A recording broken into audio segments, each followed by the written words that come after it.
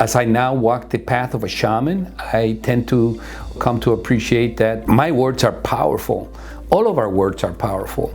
And I come to now look back at the times when I was trained as a Western doctor, and I used to look at that patient had 60 pounds of excess weight, was taking blood pressure pills, was having high sugars, was under a lot of stress. And I would sit down with them and very concretely say, look, you got heart problems, and if you don't do something, you're gonna have a heart attack.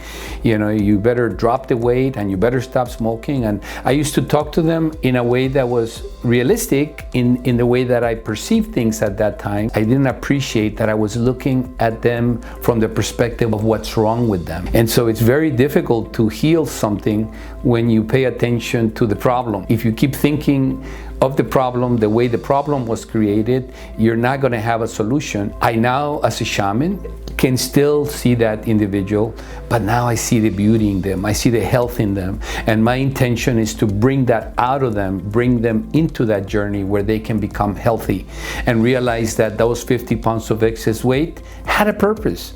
And once we come to appreciate that purpose, and once we become to understand what that means for us, we can actually transcend it. We no longer have to be there.